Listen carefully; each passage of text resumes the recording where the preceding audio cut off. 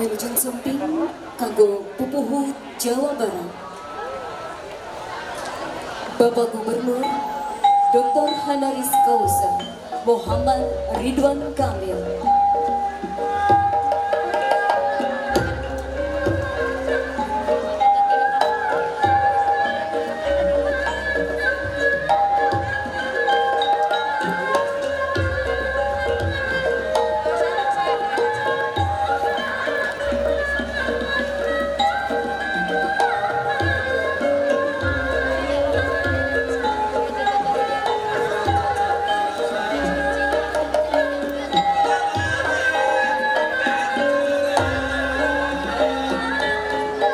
Selamat datang Wilujeng Sumping, Bapak Gubernur Jawa Barat.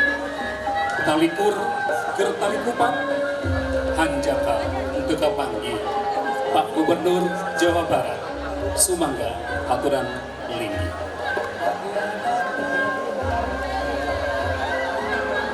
Tuang Sukun jeung Kurandil dipaparin keur budidasi. Hatur nuhun Paridwan Kamil nu maparin motivasi. Acara selanjutnya kita lanjutkan sambutan orang tua perwakilan wisudawan Yang akan disampaikan oleh Bapak Dr. Honoris Causa Muhammad Ridwan Kamil ST MUD. Disilakan.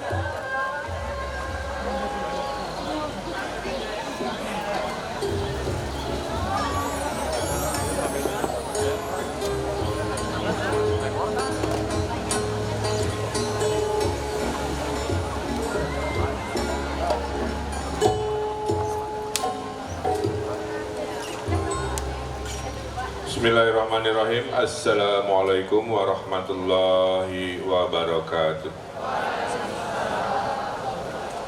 Sampurasun. Salam sejahtera untuk kita semua. Om Swastiastu, Namo Buddhaya, salam kebajikan. Yang saya hormati Kepala Dinas Pendidikan Jawa Barat, Pak Dedi Supandi. Yang saya hormati Bapak Firman Oktora, Kepala Cabang Dinas Pendidikan Wilayah 7. Yang saya hormati Kepala Sekolah SMA Negeri 3, Bapak Dr. Andes Iwan Setiawan. Juga hadir Kepala Sekolah SMA Negeri 5, Ibu Heru Ekawati. Komite SMA 3, Ibu Lestari Dewi. Di belakang saya para Dewan Guru SMA 3, juga ikatan alumni, para orang tua siswa yang berbahagia, dan tentunya siswa-siswi yang saya dengar seluruhnya lulus. Alhamdulillah, tepuk tangan untuk kita semua. Puji syukur kita panjatkan kehadirat Allah Subhanahu wa Ta'ala atas segala nikmat yang hadir di tempat ini, dan nikmat umur, nikmat kesehatan, nikmat kelulusan, nikmat silaturahim, dan nikmat-nikmat lain yang tentunya Allah hadirkan di hari yang istimewa ini, di hari Kamis 16 Juni 2022. Atas nama kedinasan sebagai Gubernur Jawa Barat yang juga membawahi sekolah-sekolah SMA selaku tanggung jawab, dan atas nama orang tua khususnya yang sangat berbahagia karena anak kami, Kamelia Latitia Zahra, hari ini bagian dari keluarga besar yang lulus di hari ini, yang insya Allah atas nama orang tua tentulah yang pertama kami ingin mengaturkan terima kasih kepada para guru, kepala sekolah yang sudah mendidik anak-anak kami. Saya mewakili suara hati para orang tua yang berbahagia ini, mengaturkan terima kasih yang sebesar-besarnya sudah mendidik anak-anak kami selama 3 tahun di kampus yang istimewa ini, karena pada dasarnya guru adalah pengganti orang tua. Di rumah kami adalah pengganti guru, di sekolah guru adalah pengganti orang tua. Jadi saya ingin menekankan bahwa sebagai orang tua di sekolah, guru diharapkan juga tidak hanya mengajarkan keilmuannya saja, tapi turunkan rasa kasih dan sayangnya sebagai orang tua di sekolah, mengajari nilai-nilai karakter, nilai-nilai kecintaan, nilai-nilai yang mungkin di luar dari kurikulumnya, ya. Karena sangatlah istimewa slogan SMA Negeri 3, knowledge is power, but character is more. Kita kembali setelah pesan-pesan berikut. Jadi adik-adik ingat ya, terjemahan hari ini, knowledge is power but character is more. Terjemahannya versi TikTok, buat apa pintar kalau julid, nah kira-kira gitu.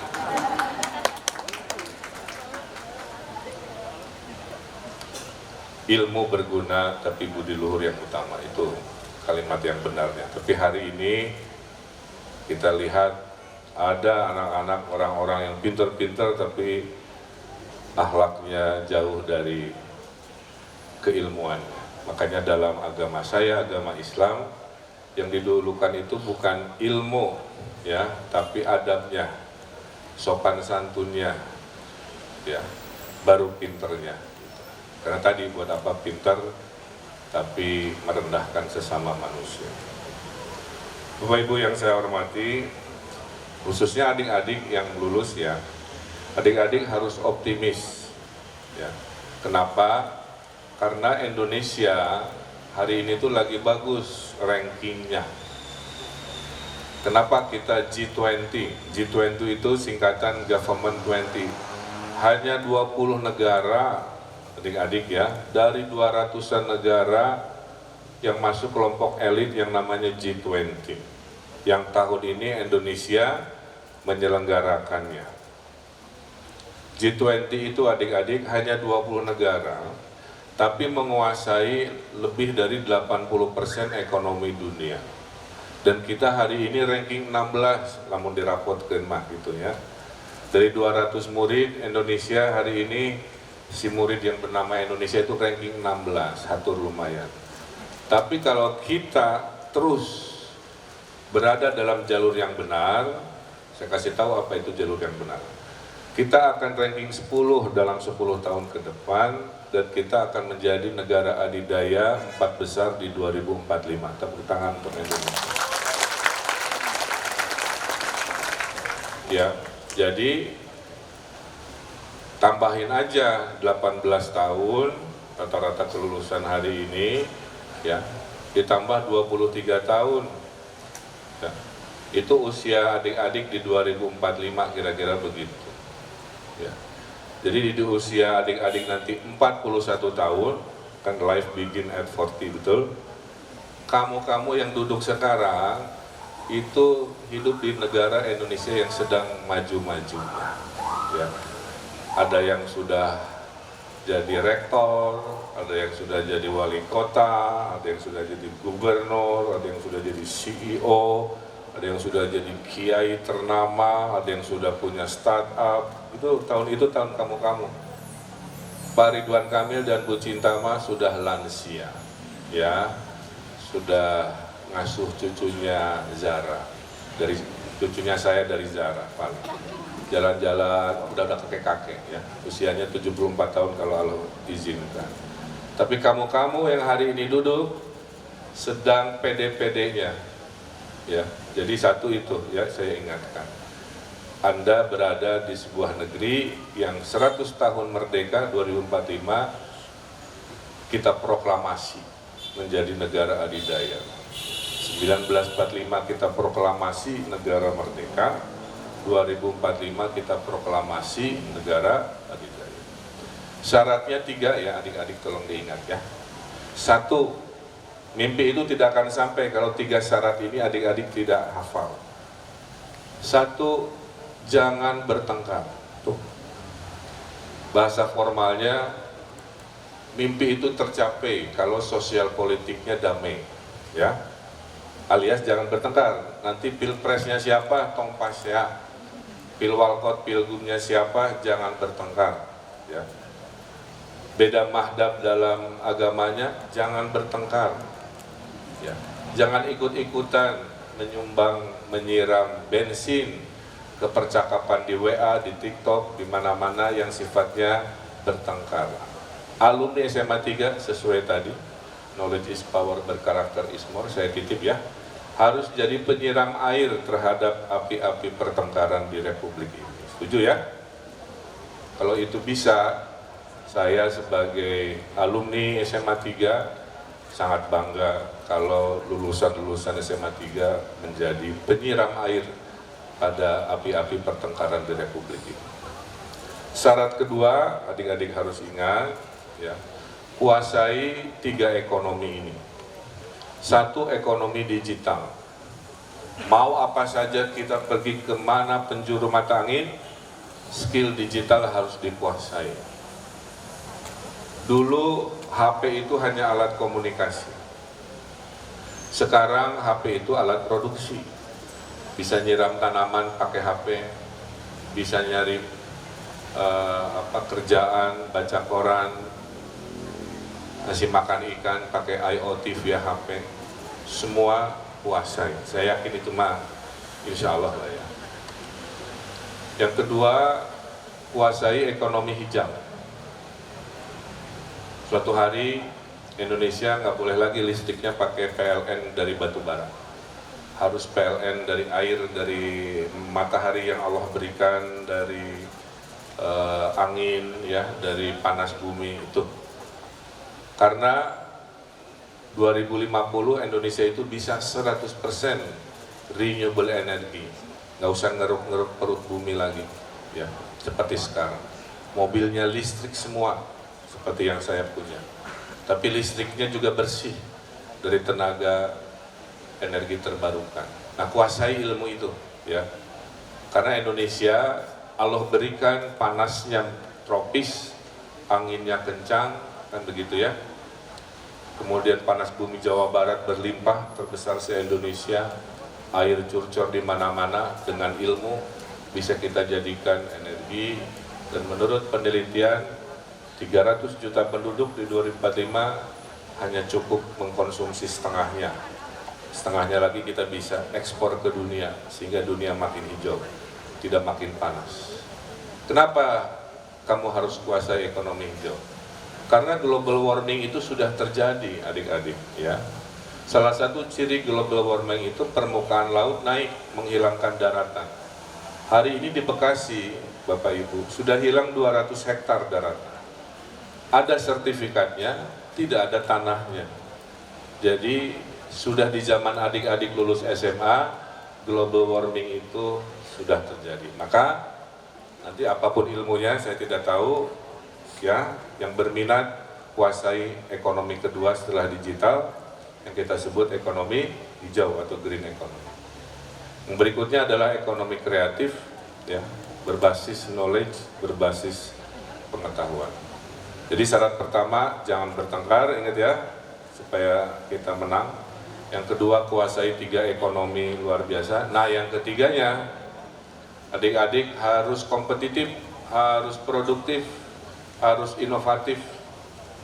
Anda harus bisa mengalahkan anak muda Singapura, harus bisa mengalahkan anak muda Australia, harus bisa mengalahkan anak muda di Amerika, ya, dengan cara tadi, kuasai bahasa sebanyak-banyaknya.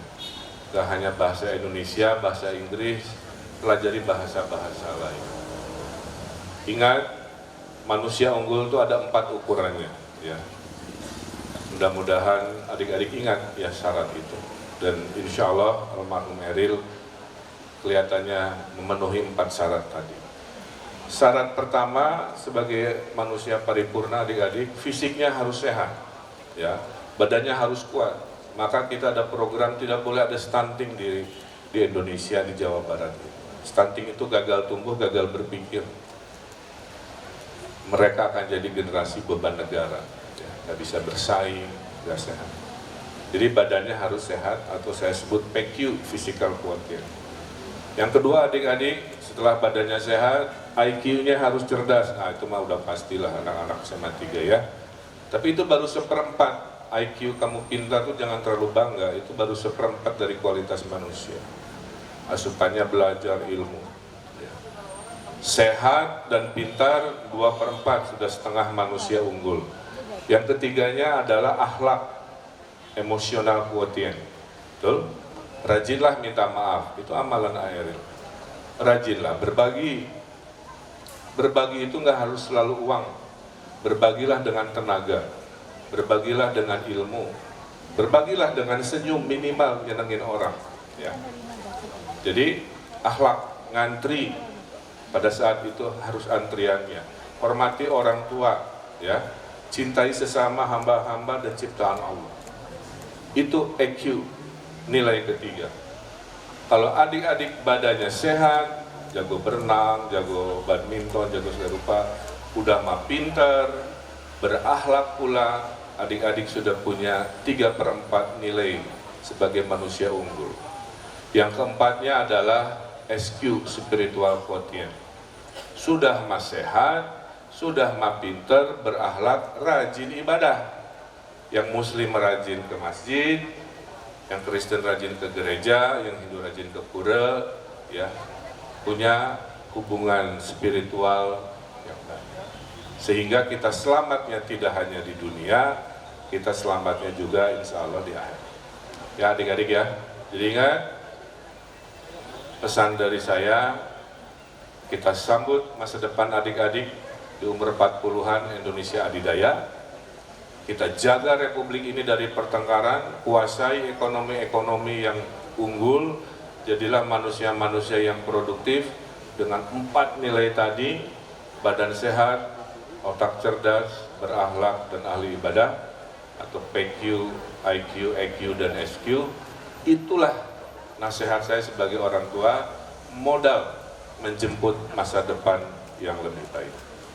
Saya ucapkan selamat kepada adik-adik yang akan masuk ke perguruan tinggi, apapun pilihannya, sehingga adik-adik bisa menggapai cita-cita. Terakhir dari saya, ini ringan-ringan saja. Saya alumni SMA 3, masuk tahun 88, lulus tahun 90. Kalau SMA itu dihitungnya tahun kelulusan, jadi saya disebutnya angkatan 90. Adik-adik saya juga sama seperti almarhum Airil, sangat aktif. Saya pengurus OSIS, persis kayak anak saya. Saya rajin ke DKM sama kayak anak saya, dan saya kapten Belitung Muda pada zamannya. Ya, alhamdulillah seperti anak saya. Prestasi terbaik saya sepak bola Belitung Muda itu ikut Liga Persib, dulu ada Liga Persib. Dan saya kalah 6-0. Tapi dalam 6-0 kalah itu karena melawan klub 4 pemain Persib, coba bayangkan. Anak SMA 3 ya, melawan klub lokal yang di dalamnya ada 3 pemain Persib profesional. Jadi walaupun 6-0, saya berhasil menjatuhkan sebuah pemain Persib, seorang pemain Persib namanya Suryamin, belum masih ya, tua-tua masih ingat modelnya, ada Dede Iskandar, pokoknya bangga lah ya. Di SMA saya belum jatuh cinta ya, jadi belum ngeceng-ngeceng, karena bertemu dengan ibu cintanya justru setelah lulus. Jadi memorinya itu, saya kelasnya di sini nih persis di belakang kipas ini, untuk kelas 3. Waktu, boleh ya cerita nostalgia ya. Waktu kelas 1, saya SD Banjarsari, rute standar dulu ya. Saya SD Banjarsari, pindah ke SMP 2 pindah ke sini, ke SMA 3. Di sini semuanya pinter-pinter Pak, jadi milih kerja kelompok, belajar itu nggak pilih-pilih, semuanya pinter-pinter. Nah orang kayak saya dulu harus ada reward, maka kami bertiga, ada sahabat saya, itu bikin taruhan. Siapa yang ulangannya paling bagus, hadiahnya cakwe di Jalan Kalimantan kira-kira. Ya. Karena termotivasi ingin mengalahkan, alhamdulillah selama kelas 1 saya menang cakwe terus. Situ traktir. Saya sempat ranking 1 di kelas 1 di SMA 3. Ya. Pas naik kelas 2, nggak pernah ranking 1 lagi karena ngumpul para ranking 1 di kelas saya yang lebih keren-keren gitu ya. Tapi sama saja lah. Tradisinya dulu zaman saya ya, maaf ya, zaman Dilan 90 kan. Itu kalau ada ulang tahun biasanya wajib kelas saya itu bawa beng-beng ya. Jadi siapa yang ulang tahun bawa sekarung beng-beng, terus dibagi-bagi. Saya pernah ingat saking barbarnya karena ngasihnya ngelempar gitu ya.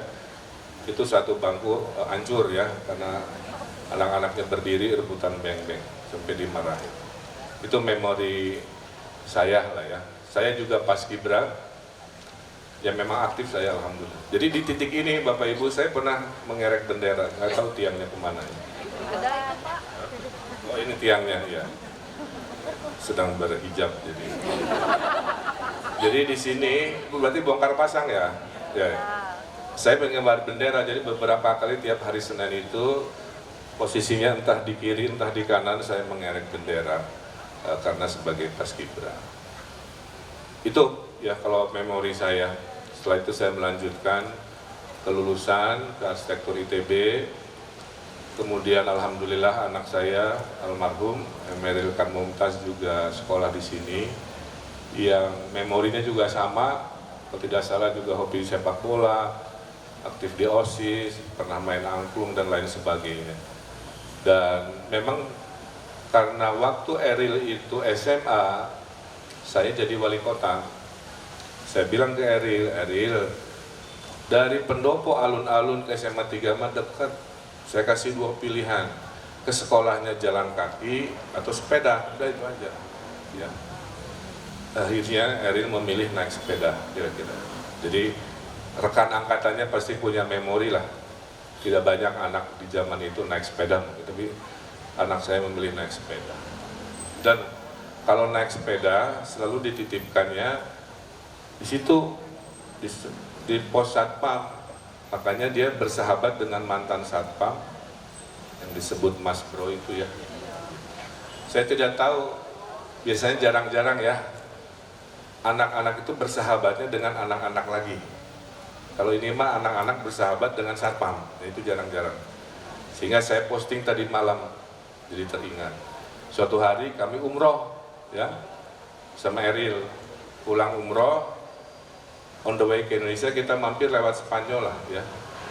Nah di sebuah kota Sevilla saya ke toko sepatu karena saya hobi beli sepatu. Saya bilang ke Eril, sok pilih, nanti papa beliin kira-kira begitu.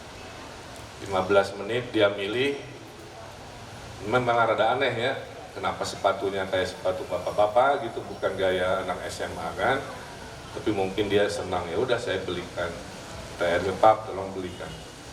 Dah aja pulang. Saya tidak tahu karena nggak pernah dipakai juga. Belakangan saya tahu ternyata si sepatu itu dibeli sebagai hadiah buat satpam itu, si Mas Bro itu. Yang katanya alasannya sering dititipi sepeda dan sepedanya suka dielapin.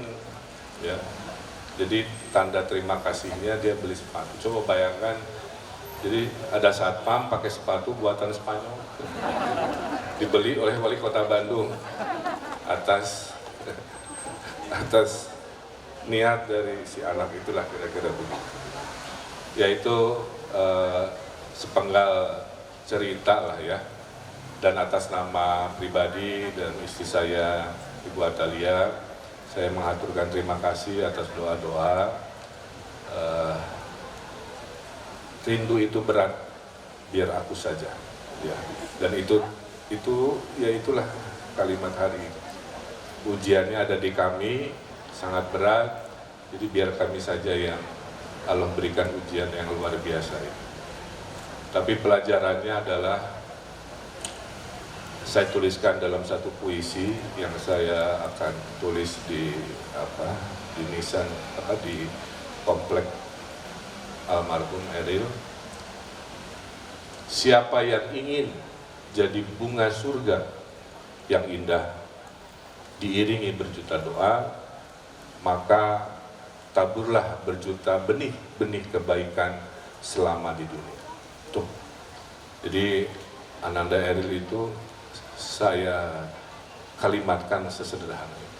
Jadi adik-adik ya, semua dari kita akan pulang. Semua di kita punya jadwal terbang, departure time. Jadwalnya beda-beda. Tujuannya sama, tapi jadwal berangkatnya beda-beda. Oleh karena itu, siapa dari kita harus bersiap, karena jadwal keberangkatan itu bukan kita yang tentukan. Hidup ini bukan tujuan, tujuannya nanti di surga. Hidup ini hanya transit, numpang lewat, atau perjalanan. Kalau perjalanan syaratnya dua, supaya tidak tersesat pakai Google Map, alias keimanan.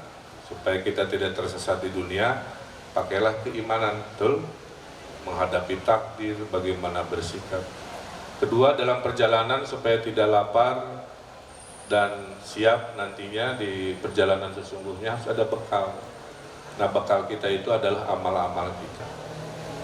Jadi mudah-mudahan adik-adik jangan bilang, oh Pak saya masih muda, nanti aja kalau sudah mapan. Kebaikan tidak menunggu kemapanan. Ya, dengan senyum saja itu sudah sedekah yang luar biasa. Punya ilmu, sedekahkan ilmunya. Buat apa pinter kalau buat diri sendiri. Punya tenaga, sumbangkan tenaga. Apalagi punya harta, kira-kira begitu ya. Sisihkan hartanya buat kebaikan. Ingat, di dalam agama Islam ada surat Al-Asr ya. Wal asri innal insana lafi husrin illal ladzina amanu wa amilus solihati wa tawassaw bil haqq wa tawassaw bis sabr. Itu kalau kamu bedah secara ilmiah, manusia itu semua rugi. Tahu-tahu tua, tahu-tahu pensiun, tahu-tahu meninggal. Yang tidak rugi itu yang mengerjakan 4 perkara. 1, beriman. 2, nah ini beramal soleh. 3, watawassaw bil haqq, saya sedang melakukan. Keempatnya watawassaw bis sabr, yang dilakukan oleh jutaan doa. Artinya apa? Hidup yang beruntung itu 1/4-nya buat diri sendiri, beriman kan untuk urusan sendiri. 3/4-nya untuk orang lain, beramal soleh. Watawassaw bil haqq kan buat orang lain, watawassaw bis sabr buat orang lain. Jadi adik-adik ingat ya, kalau adik-adik punya 24 jam, berikan buat diri sendiri cukup 1/4 saja. Ya, 3/4 kali 24 jam, pikirkan caranya untuk kebaikan. Khairunas anfa'uhum linnas. Sebaik-baiknya manusia, bukan manusia yang ganteng, bukan manusia yang pintar, bukan manusia yang paling berkuasa. Sebaik-baiknya manusia adalah manusia yang bermanfaat untuk orang lain. Nah, itulah hikmah dari alasan kenapa anak kami Ananda Eril pulangnya diiringi oleh berjuta-juta doa dari manusia yang 99% tidak kenal dengan anak saya. Dan Allah membukakan kebaikan-kebaikannya. Jadi adik-adik saya ingatkan ya, melihat umur itu ada dengan 2 cara. Satu dengan umur biologis, 23, 24, 25, 50, 60. Kedua dengan umur kebaikan. Jadi Ananda Eril mungkin umurnya singkat hanya 22 tahun 11 bulan, tapi umur kebaikannya adalah panjang umur ya, dengan segala testimoni-testimoni yang Allah perlihatkan setelah meninggal. Tadi malam saya baca satu testimoni yang membuat saya bahagia. Jadi saya dan Bu Lia ini sudah nggak sedih Bapak Ibu ya, jadwal sedihnya sudah lewat. Hari ini kami ini orang tua yang bahagia. Hari ini kami sudah menyadari Ananda almarhum Eril bukan milik kami lagi, sudah menjadi milik masyarakat yang tiap hari sampai hari ini menziarahinya banyak sekali. Tadi malam ada testimoni Pak katanya, waktu Eril bubaran di ITB, banyak orang nggak bisa nyebrang karena lalu lintas padat. Terus dia menolong orang yang susah nyebrang dengan pura-pura nyebrang supaya menghalangi lalu lintas jadi lambat. Setelah orang tua itu terseberangi, si Eril balik lagi menandakan ya dia bukan mau nyebrang, dia niatnya menolong tapi gak mau kelihatan menolong, kira-kira begitu dengan cara. Nah, hal sekecil itu ya Bapak Ibu dan adik-adik, mudah-mudahan jadi contoh ya, bahwa usia boleh muda tapi panjang umur dengan kebaikan-kebaikan. Pilihlah ladang amalnya apapun itu sambil Anda mengejar kebahagiaan. Itu saja sedikit hikmah kehidupan, nasihat saya sebagai orang tua ya kepada adik-adik yang lulus. Selamat berbahagia ya, selamat menempuh hidup baru. Ingat ya, kalau udah mahasiswa beda loh. Kalau SMA itu ilmunya disuapin. Nih. Kalau sudah mahasiswa ilmunya nyari sendiri. Dosen itu kayak polisi lalu lintas. Kamu cari bukunya ini, kamu pelajari itu, nggak akan disuapin. Jadi bedakan mentalnya saat di SMA dengan di mahasiswa ya. Itu saja yang bisa saya sampaikan. Mudah-mudahan adik-adik berbahagia, dan saya yakin seluruh orang tua yang berkenan hadir hatinya sedang berbunga-bunga. Pesan dari saya sebagai orang tua, sediakan waktu berkualitas ya, buat anak-anak kita. Jangan sampai memori seperti ini kelewat, Pak. Ya. Cari ide-ide kreatif yang kecil-kecil yang membahagiakan.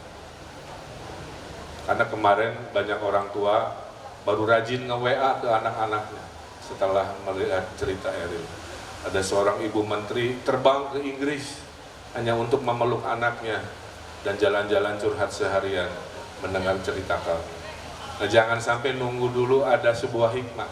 Ini pesan dari saya. Sekarang bapak-bapak, ibu-ibu yang punya anak, rayakan kelulusannya, karena syariatnya kebahagiaan itu harus dirayakan. Syariatnya kebahagiaan itu harus disebarluaskan. Apakah dengan makan-makan, foto-foto, cari momen-momen sederhana supaya ingat mereka bangga punya orang tua, bapak ibu yang selalu hadir dalam momen-momen istimewa anak-anaknya. Itu saja, terima kasih, hatur nuhun, kurang lebihnya mohon maaf. Wabillahi taufiq wal hidayah. Wassalamualaikum warahmatullahi wabarakatuh. Waalaikumsalam warahmatullahi wabarakatuh.